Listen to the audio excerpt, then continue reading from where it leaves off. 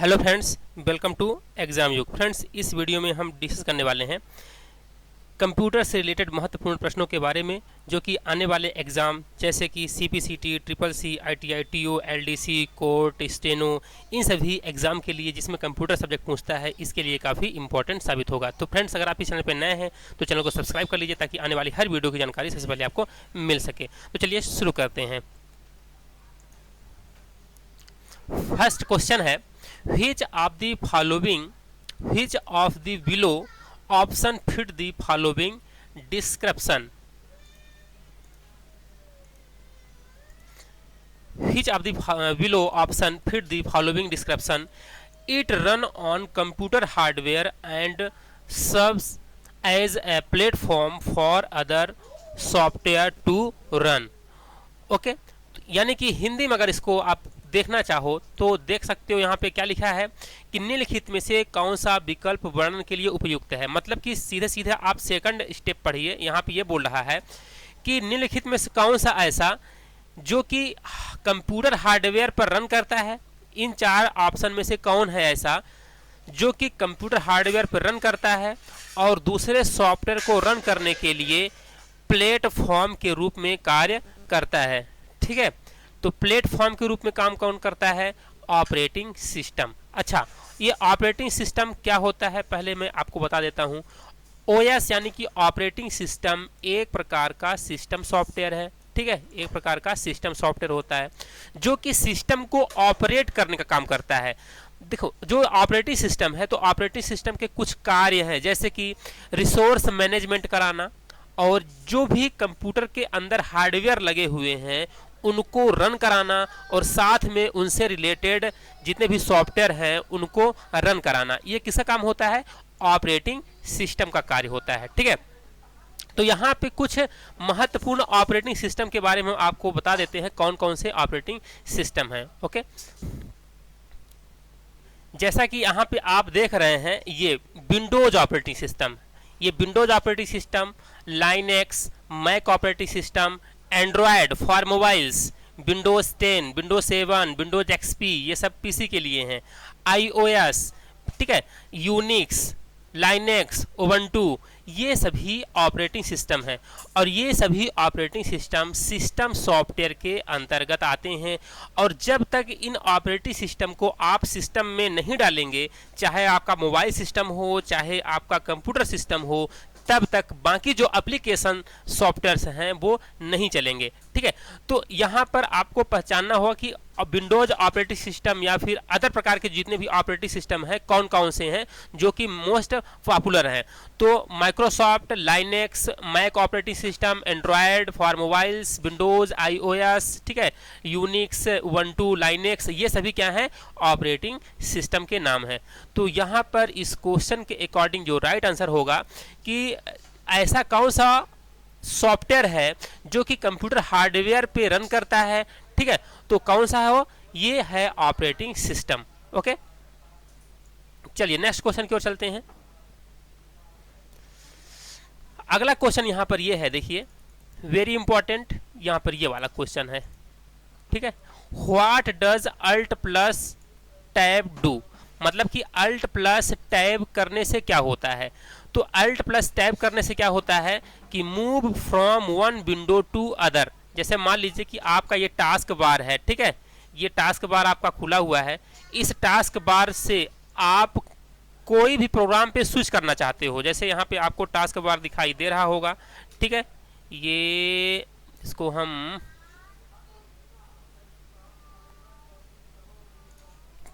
यहाँ पर देखिए, ये हमें हमारे क्या है, ये टास्क बार है। ठीक है, जो आपको यहाँ पे दिखाई दे रहा है।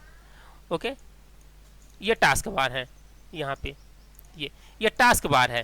अब टास्क बार पे यहाँ पे देखिए कि कई प्रोग्राम यहाँ पे ओपन है। यहाँ पे ये नोटपैड ओपन है और यहाँ पर माइक्रोसॉफ्ट का यहाँ पे सॉफ्टवेयर ओपन है ना, फोल्डर्स ओपन है। तो इन पे जंप करने के लिए, इन पर जाने के लिए हम क्या यूज़ करते हैं? अल्ट प्लस टैब का यूज़ करते हैं। अल्ट प्लस टैब, अभी देखिए हम कीबोर्ड से प्रेस करेंगे अल्ट प्लस टैब तो क्या होता है, ध्यान से देखिएगा। हम ऑन स्क्रीन कीबोर्ड ऑन कर लेते हैं कीबोर्ड से। ठीक है, ऑन स्क्रीन कीबोर्ड हमारा ये कीबोर्ड अभी दिखाई देने वाला है जस्ट ये कीबोर्ड आ गया, ठीक है। अगर हम इस कीबोर्ड से क्या प्रेस करते हैं, अल्ट बटन दबाते हैं और टैब बटन दबाते हैं, तो यहाँ पे देखिए यहाँ पे क्या हो रहा है, यहाँ पर हम प्रोग्राम को स्विच कर सकते हैं। मतलब अल्ट प्लस टैब दबाने से हम एक प्रोग्राम से दूसरे प्रोग्राम पर जा सकते हैं। देखिए अभी हम यहाँ पर जा रहे हैं, इसके बाद हम नोटपैड पर जाके छोड़ देंगे तो हमारा नोटपैड ओपन हो जाएगा, ठीक है। तो यानी कि यहाँ पर अल्ट प्लस टैब प्रेस करने से क्या होता है कि move from one window to other, एक विंडो से हम दूसरे विंडो पे जा सकते हैं। किसका यूज करके, अल्ट प्लस टैब का यूज करके। लेकिन साथ में अगर हम यूज करें क्या, ALT alt plus shift plus tab, इतना प्रेस करें तब क्या होगा, होगा वही लेकिन ये रिवर्स जाएगा। अभी जैसे मान लो क्या होता है कि आपके सिस्टम पे कई प्रोग्राम खुले हैं, मान लो कि टास्क बार पे प्रोग्राम 1 खुला है, प्रोग्राम 2 खुला है, प्रोग्राम 3 खुला हुआ है, ठीक है। और अगर आप अल्ट टैप करोगे तो प्रोग्राम 1 खुलेगा, फिर अल्ट टैप करोगे 2 खुलेगा, फिर 3 खुलेगा। लेकिन अगर आप alt plus shift plus tap करेंगे ना तो पीछे की ओर जाएगा। ये देखिए पीछे की ओर जाएगा। कैसे, हम इसको दिखा देते हैं। अल्ट टैप कर रहे हैं ना, अल्ट टैप कर रहे हैं तो एक प्रोग्राम से दूसरे प्रोग्राम पे जंप कर रहा है, एक प्रोग्राम से दूसरे प्रोग्राम पे जंप कर रहा है। लेकिन अगर हम यहाँ पर alt plus shift plus tab press करते हैं तो पीछे की ओर जाता है, रिवर्स जाता है। ये देखिए यहाँ पे रिवर्स जा रहा है, ये रिवर्स जा रहा है, ये, ठीक है, इस तरह से। तो एक प्रोग्राम से दूसरे प्रोग्राम पे जंप करने के लिए हम क्या यूज करते हैं, move to the window to another, alt plus tab का यूज करते हैं, ठीक है। तो इस क्वेश्चन के अकॉर्डिंग जो राइट आंसर क्या हो जाएगा, मूव करने के लिए, एक प्रोग्राम विंडो से दूसरे प्रोग्राम विंडो पे मूव करने के लिए। इस क्वेश्चन के अकॉर्डिंग राइट आंसर सेकंड हो जाएगा। चलिए नेक्स्ट क्वेश्चन आपको दिखा देते हैं। नेक्स्ट क्वेश्चन क्या है जो कि बहुत ही महत्वपूर्ण है, ध्यान से थोड़ा देखिएगा। अगला क्वेश्चन ये है, very important, what does control plus home, control plus home का यूज क्या होता है। Hello, very important. ये ऑब्जेक्टिव टाइप ऐसा क्वेश्चन है जो कि अक्सर पूछा जाता है। तो हम इसका यूज आपको दिखा देते हैं किस तरह से यूज करते हैं। जैसे मान लीजिए कि आप क्या ओपन किए हैं, MS वर्ड ओपन किए हैं, ठीक है ना। ये हम ओपन कर देते हैं, बिन वर्ड ओपन कर देते हैं। बिन वर्ड दरअसल माइक्रोसॉफ्ट वर्ड की एप्लीकेशन फाइल का नाम है, आपको पता होना चाहिए बिन वर्ड क्या है। तो बिन वर्ड पे हमने क्लिक किया, ये माइक्रोसॉफ्ट वर्ड ओपन हो रहा है। अब यहाँ पे देखिए ध्यान से कि हम कोई भी पैराग्राफ टाइप कर देते हैं, ठीक है। तो यहाँ पे देखिए हम पैराग्राफ एक टाइप कर देते हैं और ओके, ये इक्वल टू हमने यहाँ पे रैंडम फंक्शन लगाया। चलिए हम 2 पैराग्राफ टाइप कर देते हैं, 2 पैराग्राफ आ जाएगा ऑटोमेटिक, इतना लिखने से एक पैराग्राफ आ गया। अभी देखिए हमारा कर्सर कहाँ पे रखा हुआ है, ये लास्ट पे रखा है ना। कंट्रोल प्लस होम करेंगे तो पैराग्राफ के शुरुआत में आपका कर्सर आ जाएगा, यहाँ आ गया देखिए। अगर हम यहाँ पे हमारा कर्सर है और कंट्रोल प्लस इंड करेंगे, कीबोर्ड पे एक इंड बटन होता है जहाँ पे लाइट जलती है कीबोर्ड पे, तो इंड बटन दबाएंगे तो अपना जो कर्सर है तो जो पैराग्राफ होगा पैराग्राफ के सबसे लास्ट में आ जाएगा। और कंट्रोल प्लस होम करेंगे तो पैराग्राफ के सबसे शुरुआत में देखिए अपना ये जो कर्सर है ब्लिंक कर रहा है, यहाँ पे आ गया।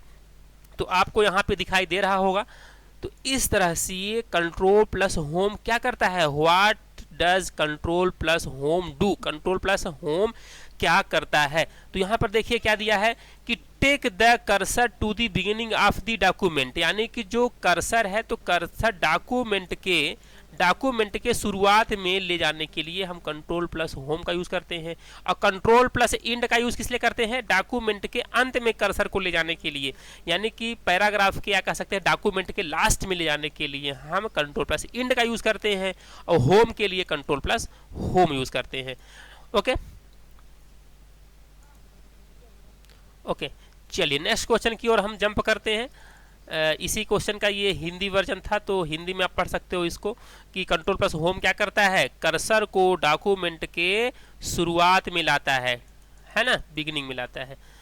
ओके, चलिए नेक्स्ट क्वेश्चन है, हाँ, which of the following is not a browser, निम्नलिखित में से कौन सा ब्राउजर नहीं है।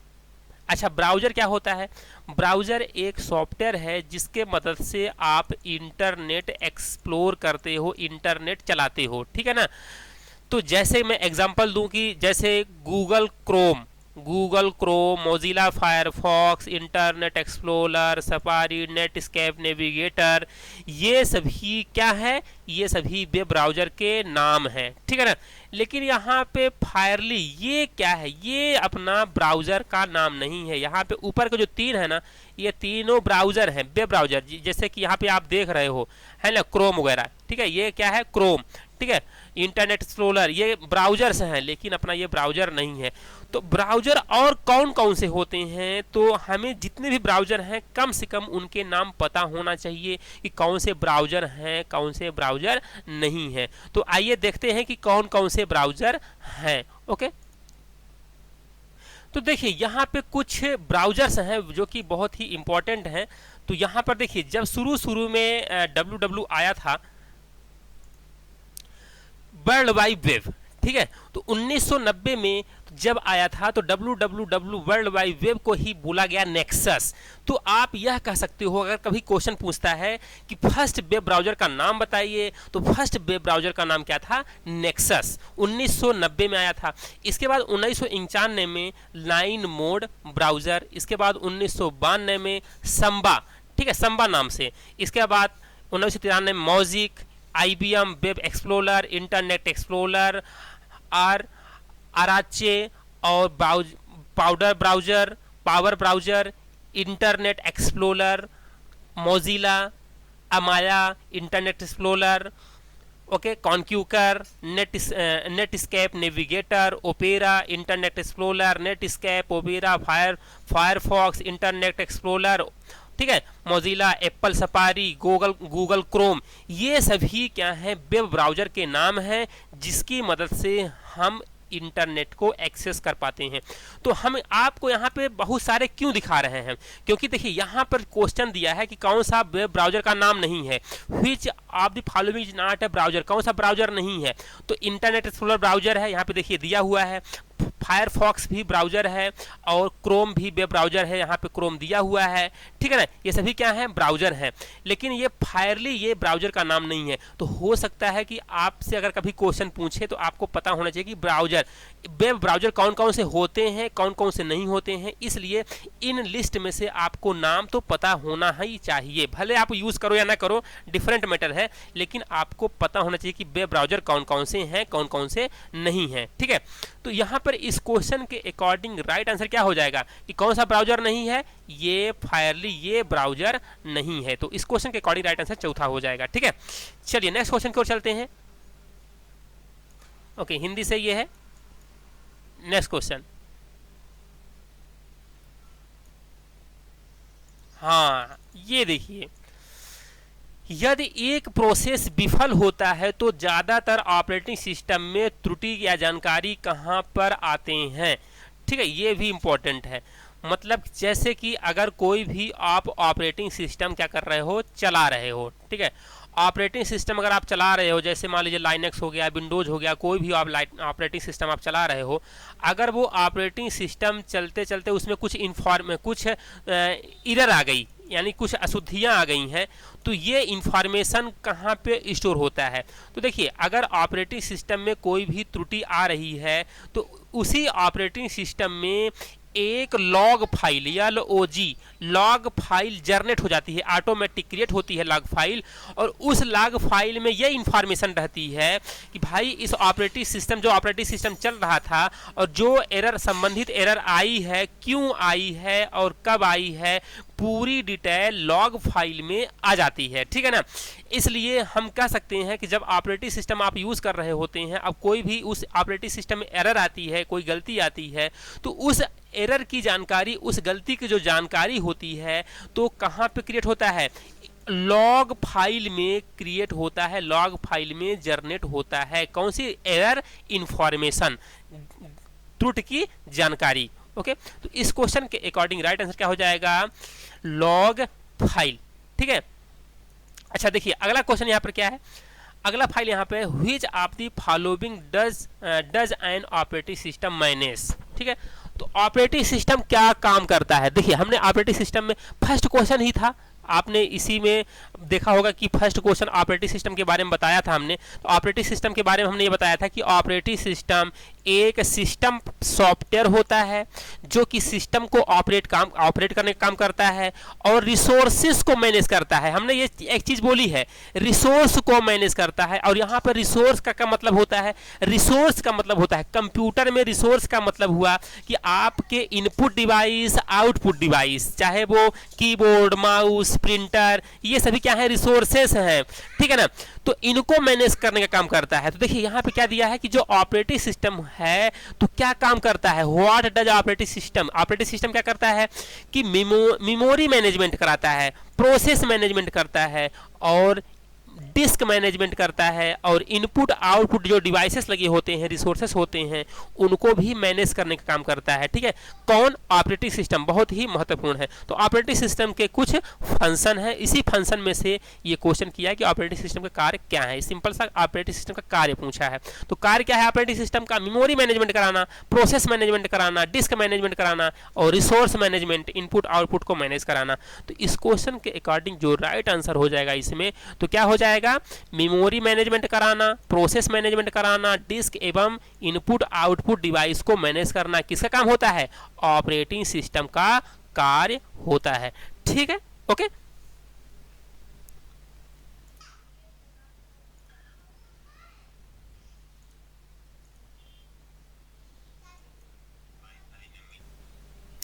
यहां पे एक क्वेश्चन है कि file created in lotus note 1 2 3 have extension, ठीक है।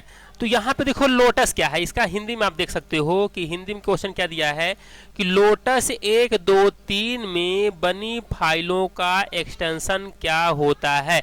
तो देखिए लोटस क्या है? लोटस जिस तरह से अगर आप कहें कि स्प्रेडशीट, SPREADSHEET,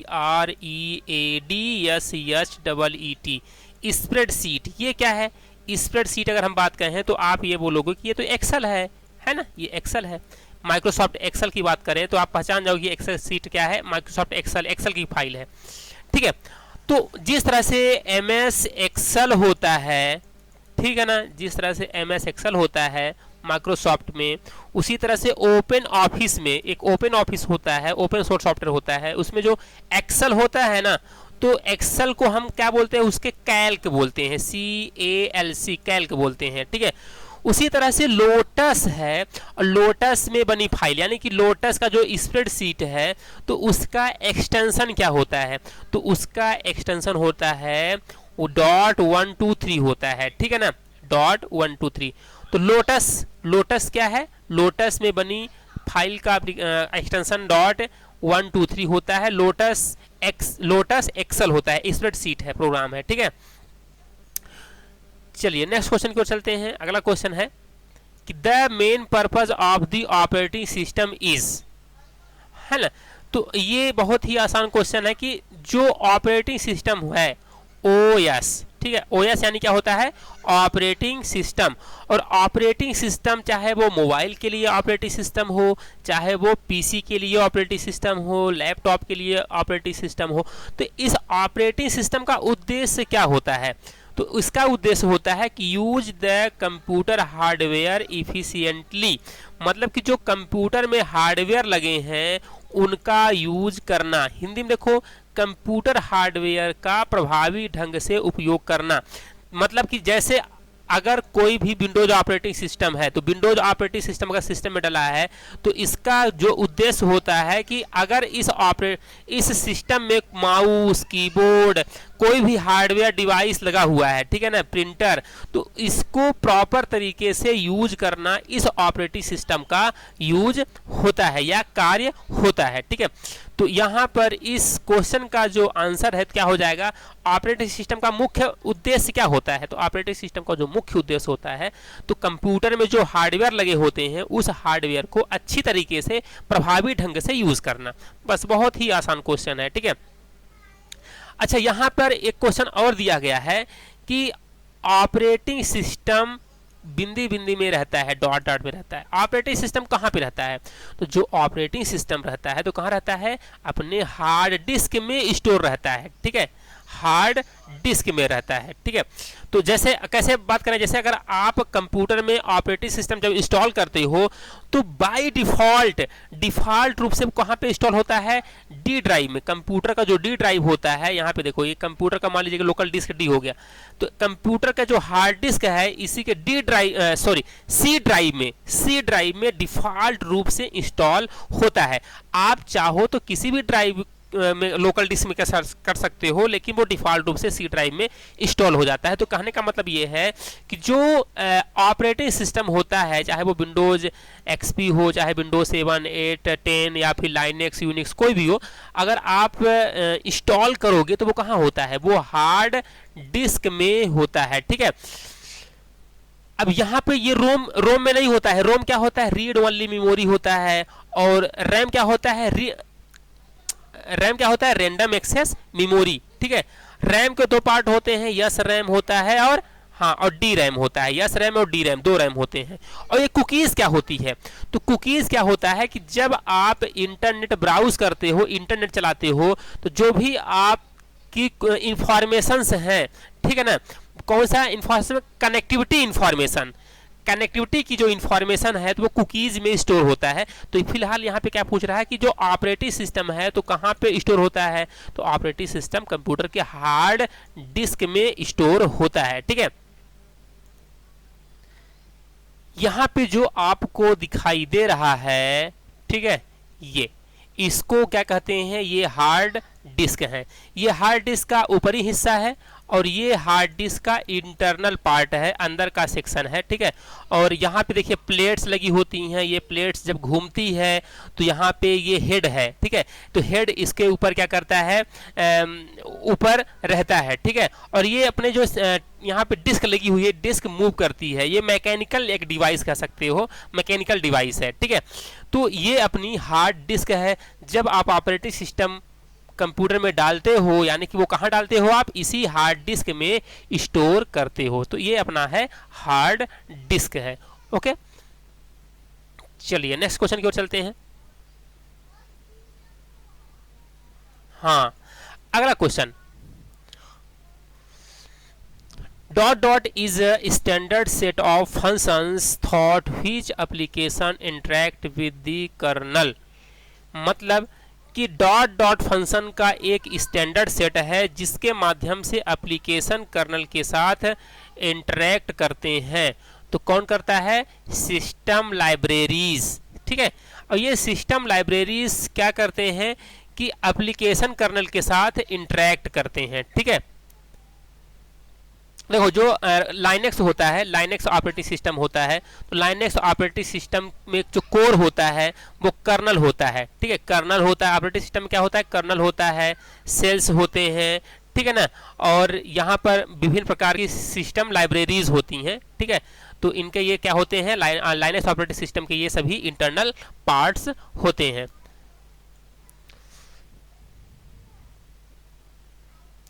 अगला क्वेश्चन यहाँ पर ये है, हाँ, कि इनमें से ऑड का पता लगाएं।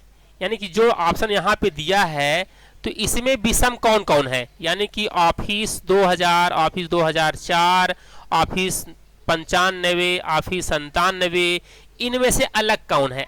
अलग कैसे पहचानोगे आप, पहली बात तो आपको पता होना चाहिए ये सभी एमएस ऑफिस हैं।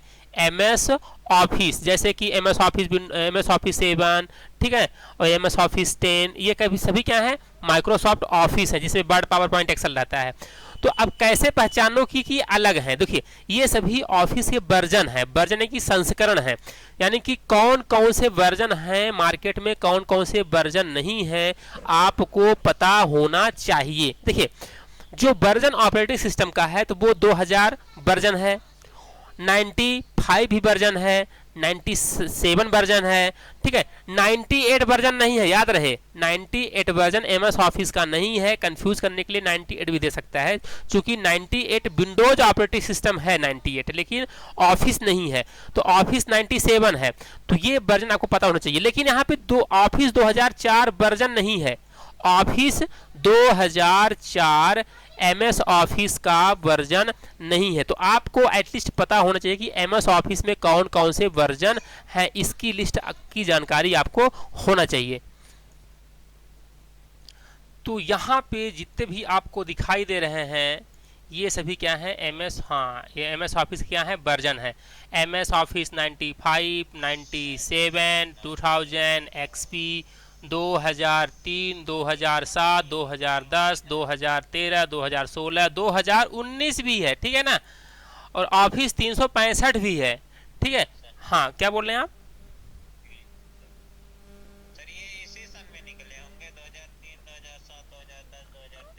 हाँ उसी सन के अकॉर्डिंग जो है तो इनका नाम वर्जन दे दिया जाता है, ठीक है ना। हाँ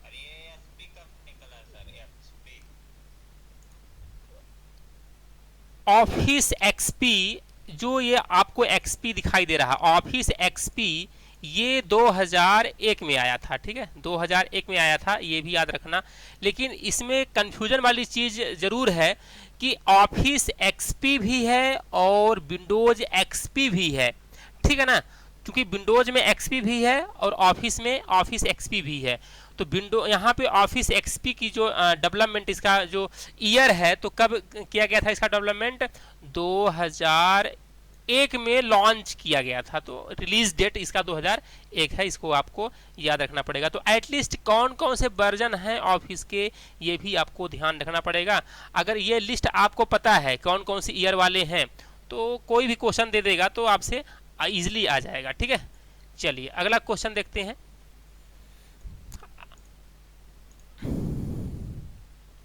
निम्नलिखित में से कौन सा असत्य है? जो ऑप्शन यहाँ पे दिए हैं इसमें से असत्य कौन सा है? निम्नलिखित में कौन सा कथन असत्य है यानी कि फॉल्स है? तो यहाँ पर कौन सा कथन असत्य है? पहले देखिए, MS वर्ड का उपयोग रेज्यूम का टाइप करने के लिए होता है, सही बात है। हम रेज्यूम बनाना है, हमें बायोडाटा बनाना है तो यूज कर सकते हैं, ये हमारा क्या निकला, ट्रू है। इसके बाद MS वर्ड एक एप्लीकेशन सॉफ्टवेयर का एग्जाम्पल है, सही बात है, ये MS वर्ड एक एप्लीकेशन सॉफ्टवेयर है, ये भी ट्रू है। इसके बाद है कि MS word file text TXT file बनाता है, फाइल होते हैं इसमें, चूंकि ये गलत है। MS वर्ड में जो डिफ़ॉल्ट फाइल का एक्सटेंशन होता है तो .docx या DOC होता है, ये गलत हो गया, फॉल्स। और अगला देखिए, MS वर्ड ऑफिस का एक कंटेंट है, एक भाग है, सही बात है। MS वर्ड MS ऑफिस का एक पार्ट है, ये भी सत्य है। अब इसमें क्या पूछ रहा है कि असत्य कौन है, फॉल्स कौन है? तो ये वाला ऑप्शन आपका 3rd नंबर क्या है, असत्य है, ठीक है ना। ओके हाँ नेक्स्ट क्वेश्चन की ओर चलते हैं। हाँ गलत ढूंढना था। अब यहाँ पर देखिए, his command will help you save the document. अगर आपको डॉक्यूमेंट सेव करना है तो किस शॉर्टकट का यूज करेंगे? तो देखिए, सेव करने के लिए फाइल को तो Ctrl+S तो पता है यहाँ पे बहुत ही आसान है। सेव करने के लिए आप कई तरीके से सेव कर सकते हैं, Ctrl+S करके कर सकते हैं और F12 करके भी आप सेव कर सकते हैं फाइल को। हालांकि F12 करने से सेव एज होता है, फिर भी आप फर्स्ट टाइम उसको आप सेव कर ही सकते हैं, ठीक है ना। तो बहुत ही आसान क्वेश्चन था ये वाला। अगला क्वेश्चन यहाँ पे आप देख सकते हैं बेटा, Alt+S का यूज होता है कि संबंधित मेनू को एक्टिवेट करना। जैसे अगर हम वर्ड खोल लें और वर्ड खोलने के बाद हम Alt दबा देना, Alt प्रेस करेंगे, देखो यहाँ पर Alt दबाते ही यहाँ पर क्या ओपन हो गया है, यफ यच यस है ना, ये यस और एम। तो अगर हम यस पे दबाते हैं Alt दबाने के बाद तो ये यहाँ पर देखो क्या हो जाता है, ये रिफरेंसेस खुल जाता है, ठीक है ना। तो Alt+S से क्या होता है कि रेफरेंस टैब खोलना हो अगर आपको तो हम यूज कर सकते हैं Alt+S। लेकिन सेव करने की बात कर रहा है यहाँ पे, तो सेव करने के लिए Ctrl+S होगा। चलिए खैर नेक्स्ट क्वेश्चन देखिएगा। हाँ, which option would you use to replicate a paragraph of the document to another place without deleting it from the original place? मतलब कि जैसे मान लीजिए कि कोई भी अक्षर लिखा हुआ है, ठीक है ना, कोई भी अक्षर लिखा हुआ है, इसको यहां से आपको ले जा करके और दूसरी जगह पे पेस्ट करना है, चिपकाना है, इसको ले जाना है, यहां से ना हटे, यहां भी रहे और दूसरी जगह भी हो जाए। तब क्या करेंगे उसके लिए हम कॉपी और पेस्ट करेंगे। कॉपी करने से हमारा मैटर ओरिजिनल जगह पे रहा आएगा और उसको हम जहां पेस्ट करेंगे वहां पर चला जाएगा, ठीक है ना। तो हम कॉपी करेंगे और फिर पेस्ट करेंगे। तो इस क्वेश्चन के अकॉर्डिंग राइट आंसर हो जाएगा कॉपी एंड पेस्ट। चलिए नेक्स्ट क्वेश्चन की ओर चलते हैं।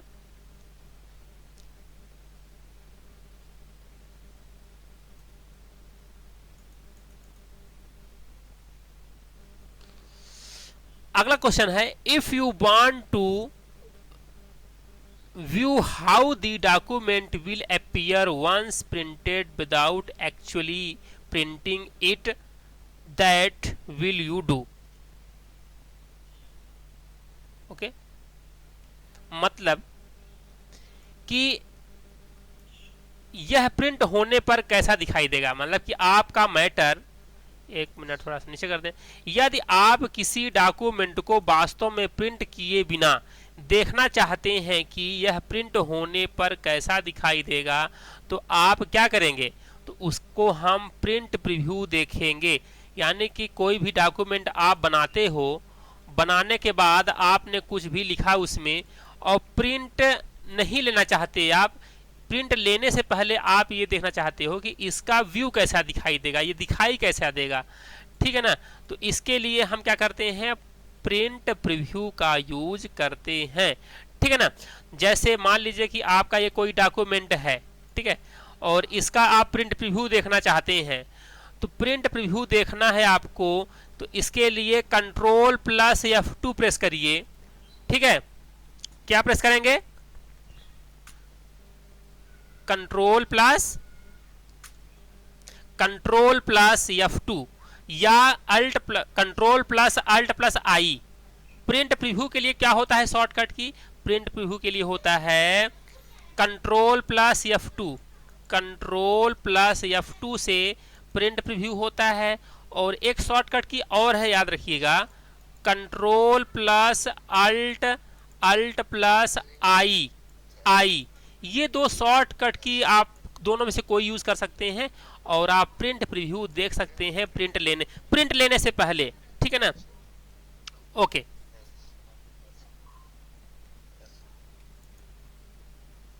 अगला क्वेश्चन है, what would you be trying to do if you use Ctrl+F।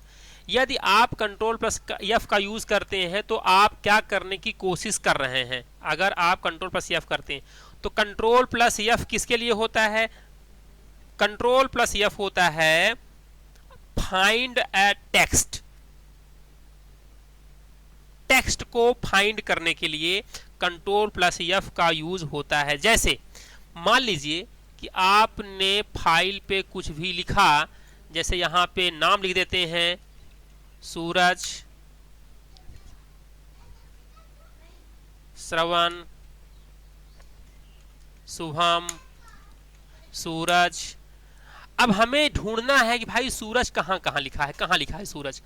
तो ढूंढने के लिए Ctrl+F करेंगे। यहाँ पे देखो शॉर्टकट की दिया हुआ है ना फाइंड के लिए, ये है Ctrl+F, ये फाइंड।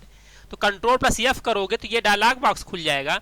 यहाँ पे आप ढूंढ लो, क्या ढूंढना है भाई, SURAJ, सूरज कहाँ लिखा हुआ है। तो फाइंड आप करोगे तो जहां जहां सूरज लिखा रहेगा, अप यानी ऊपर की ओर देखो, अब ये यहाँ लिखा है, डाउन नीचे की ओर देखो यहाँ। तो किसी विशेष शब्द को ढूंढने के लिए हम फाइंड का यूज करते हैं, ठीक है ना। तो इस क्वेश्चन के अकॉर्डिंग जो राइट आंसर हो जाएगा, तो फाइंड ए टेक्स्ट, किसे लिखे हुए टेक्स्ट को क्या करने के लिए, फाइंड करने के लिए, ढूंढने के लिए Ctrl+F का यूज होता है, ठीक है ना।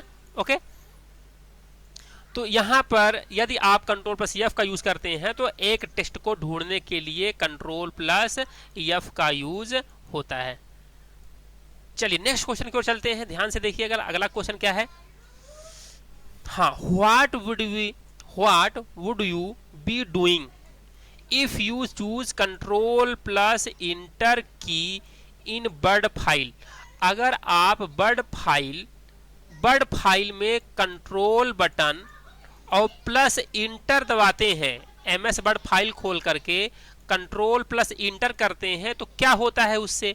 तो देखिए अगर हम एमएस वर्ड खोल लेते हैं, ये एमएस वर्ड खोल लिया, अभी हमारे पास कितने पेज हैं, अभी ध्यान से आप देखना कि हमारे पास पेज है यहाँ पे ये, ओके। यहाँ पर अगर हम कंट्रोल प्लस इंटर प्रेस करते हैं तो कंट्रोल प्लस इंटर प्रेस करने से क्या होता है कि अगला पेज, नेक्स्ट पेज आपको डिस्प्ले करके दिखाएगा, ठीक है ना। नेक्स्ट पेज के लिए क्या होता है शॉर्टकट की कंट्रोल प्लस इंटर, अगला पेज जुड़ता जाएगा। यहाँ पे देखिए, ये देखिए 2 पेज हो गया था। तो हाँ, तो नेक्स्ट पेज, अगर एक पेज है तो कंट्रोल प्लस इंटर मारिए 2 पेज हो जाएगा, 2 पेज है तो कंट्रोल प्लस इंटर मारिए 3 पेज हो जाएगा। तो नेक्स्ट पेज ऐड करने के लिए, है ना, यानी कि typing from text from the next page पे जाने के लिए आप कह सकते हो, ठीक है, या नेक्स्ट पेज से टाइपिंग करने के लिए होता है। या फिर कभी कभी ऑप्शन आपको ये भी दे सकता है कि पेज ब्रेक करने के लिए शॉर्टकट की क्या होती है। तो पेज को ब्रेक करना यानी कि न्यू पेज इंसर्ट करना, और पेज ब्रेक के लिए शॉर्टकट की होती है कंट्रोल प्लस इंटर होता है। क्या होता है, कंट्रोल प्लस इंटर, जैसा कि आपको हमने प्रैक्टिकली दिखा दिया है। देखिए ये पेज हो गया, कंट्रोल प्लस इंटर मारेगा तो एक पेज और जुड़ गया। ये पेज जुड़ता जाएगा, जितना आप करोगे उतने पेज जुड़ते जाएंगे। देखिए कंट्रोल प्लस इंटर मारा, ये देखिए पेज जुड़ गया, ठीक है। तो कंट्रोल प्लस इंटर से पेज ब्रेक कह सकते हो, या पेज कंट्रोल प्लस इंटर से इंसर्ट न्यू पेज कह सकते हो, है ना। कई तरीके से आप इसको बोल सकते हो, कह सकते हो। चलिए अगला क्वेश्चन की ओर चलते हैं। अगला क्वेश्चन इसी का है, हाँ ये है, Which of the following statement is false? दिए गए स्टेटमेंट में से कौन सा असत्य है, मतलब कौन सा गलत है, कौन सा फॉल्स है। यहाँ पे देखिए कि फॉल्स स्टेटमेंट इज फॉल्स, कौन सा फॉल्स है कि MS Excel can be used for generating a random number. MS Excel generating number कर सकता है। अगला क्या है, MS Excel can be use to generate a pie chart. सही बात है, MS Excel pie chart create कर सकता है। MS Excel में हम अपग्रेड कर सकते हैं, चार्ट को बना सकते हैं, बार चार्ट बना सकते हैं, कॉलम चार्ट बना सकते हैं, यानी कि ये सभी चीज़ें हम कर सकते हैं। लेकिन ये सब ट्रू है, दूसरा ट्रू, ये भी ट्रू, और ये भी क्या है, ट्रू है। ये तीनों नीचे के ट्रू है। अब यहाँ पे गलत क्या है, MS Excel can be used for generating a random number. MS Excel का यूज रैंडम नंबर को जनरेट करने का काम करता है। MS Excel का उपयोग रैंडम संख्या उत्पन्न करने के लिए किया जा सकता है। इसको हालांकि रैंडम नंबर आप जनरेट कर सकते हो रैंडमली, क्योंकि रैंडम फंक्शन होता है। तो यहाँ पे मेरे हिसाब से क्वेश्चन जो है तो यहाँ पे नहीं देना चाहिए था इसको। हालांकि एक CPCT का ओल्ड क्वेश्चन पेपर है, फिर भी यहाँ पे क्वेश्चन दिया है, इसको असत्य माना है ना। इसको क्या माना है, असत्य माना है, फाल्स माना है। तो यहाँ पे बोला कि MS Excel में रैंडम संख्या उत्पन्न करने के लिए यूज़ किया जा सकता है। बिल्कुल कर सकते हैं, दिखाएं कैसे, ये देखिए एक्सेल ओपन कर लेते हैं। हालांकि ये क्वेश्चन नहीं देना चाहिए था, क्योंकि रैंडम नंबर भी तो हम कर सकते हैं उत्पन्न ना इसमें। ये देखिएगा कैसे क्वेश्चन दे देते हैं कि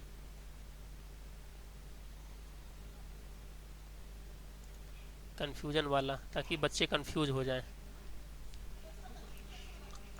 देखिए यहाँ पर एक फंक्शन होता है equal to RAND, random between, random भी होता है। तो रैंडम बिटवीन, अगर आपको 1 से लेकर के 100 के बीच में रैंडमली आप कोई नंबर जनरेट करना चाहते हैं तो जनरेट करेगा। देखो 1 के बाद निश्चित नहीं है कि 2 ही आएगा, लेकिन 1 से 100 के बीच में रैंडम नंबर कोई भी आ जाएगा। तो एक्सेल का यूज रैंडम फंक्शन के माध्यम से हम नंबर जनरेट भी कर सकते हैं, रैंडमली नंबर जनरेट कर सकते हैं। हालांकि ये तो सही है, ठीक है ना, लेकिन फिर भी इन्होंने असत्य माना है। फिर भी इसको हम देख लेते हैं अपने अनुसार, ठीक है। तो इनके क्वेश्चन के अनुसार यहाँ पर ये सत्य माना है इनको, लेकिन हमारे अनुसार, हमारे लॉजिक के अनुसार जो यहाँ पे फंक्शन दिया गया है रैंडम फंक्शन, तो रैंडम फंक्शन लगा के हम रेंडमली नंबर जनरेट कर सकते हैं, ठीक है ना। एक्सेल में बहुत सारी चीजें कर सकते हैं अपन। चलिए नेक्स्ट क्वेश्चन की ओर चलते हैं। हाँ, ये देखिए, ये बहुत इंपॉर्टेंट है। यदि आप MS एक्सेल अगर आप MS वर्ड के उपयोग के दौरान शिफ्ट प्लस F7 का उपयोग करते हैं तो क्या करना चाहते हैं। मतलब देखो, जैसे मान लीजिए कि हम MS वर्ड ओपन कर लेते हैं, ठीक है ना। जैसे हमने ये वर्ड ओपन किया और MS वर्ड ओपन किया, और MS वर्ड ओपन करने के बाद यहाँ पे हम कुछ लिख लेते हैं। यहाँ पे हम लिख लेते हैं, मान लीजिए HONEST, ऑनेस्ट।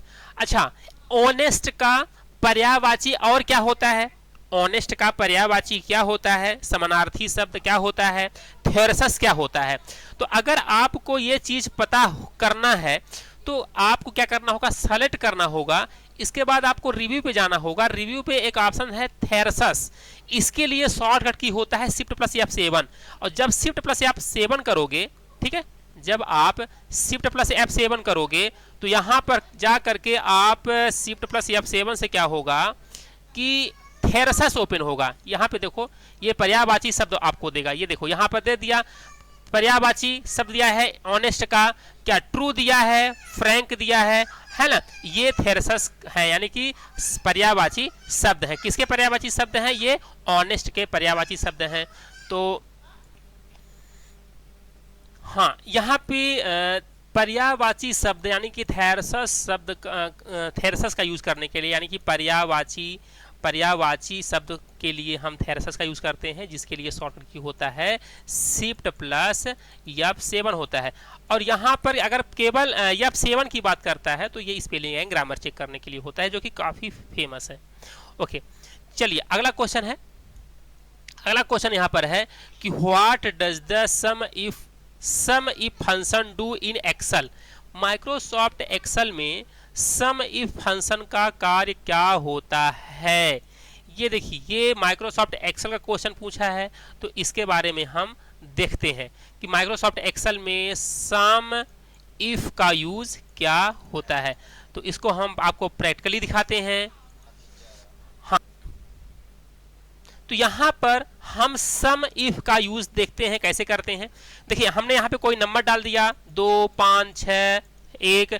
अब हमें ये कंडीशन लगाना है कि यहां से लेकर के यहां तक की वैल्यू को जोड़ना है। तो जोड़ने के लिए सिंपल सा फंक्शन होता है सम फंक्शन, और सम जाकर के जोड़ दो भाई, सम हो जाएगा। ये सब जोड़ दिया, कितना हो गया, ये हो गया 14 हो गया, ठीक है ना। ये सभी को जोड़ा है, यानी कि 6 5 11 और 11 12 13 14 हो गया, सभी को जोड़ दिया। तो लेकिन हमें ऐसा नहीं करना है। सम इफ मतलब होता है जोड़े यदि, मतलब कि हम लगा देते हैं सम इफ।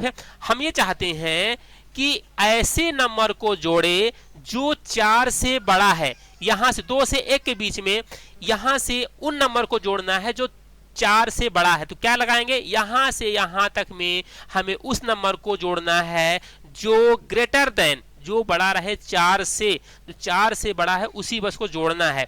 तो यहाँ पे देखो कि 11 आ गया। 11 क्यों आया, क्योंकि 4 से बड़ा 5 है और 6 है, और 6 5 11 होता है। केवल इन्हीं को जोड़ा है, क्योंकि आपने क्या लगाया है, सम इफ, जोड़े यदि, जो 4 से बड़ा है उसी को जोड़े। तो यहाँ पर सम इफ का यूज हम इस तरह से करते हैं। तो अब देखो यहाँ पे इसका आंसर क्या हो जाएगा, what does the sum if function do in MS Excel. तो MS एक्सेल में add up cell value based on condition, दिए गए शर्त के आधार पे, हाँ, दिए गए शर्त के आधार पे वैल्यू को जोड़ना है ना। तो यहाँ पर इस क्वेश्चन के अकॉर्डिंग जो राइट आंसर हो जाएगा फर्स्ट वाला हो जाएगा, ठीक है। यानी कि शर्त, कंडीशन के आधार पर सेल वैल्यू को जोड़ता है कौन, सम इफ फंक्शन जोड़ता है, ठीक है। चलिए नेक्स्ट क्वेश्चन की ओर चलते हैं।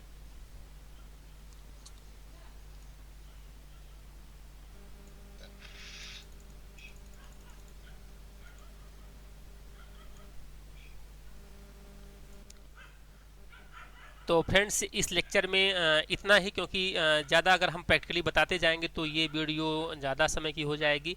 इसलिए इस लेक्चर को यहीं पे हम ब्रेक करते हैं, और नेक्स्ट लेक्चर इसी का आएगा, पार्ट नंबर ये 6 हो जाएगा, ठीक है। और इसी के आगे एक पार्ट नंबर यहाँ पे 7 आने वाला है, जो कि इसी का साथ में ही रहेगा, ठीक है। और इसके बाद हमने बोला था कि टेस्ट लेने के लिए तो एप्लीकेशन हम बना रहे हैं, हमारी एप्लीकेशन जल्दी ही बन जाएगी और उसके लिए हम ऑनलाइन टेस्ट ज़रूर कंडक्ट कराने वाले हैं।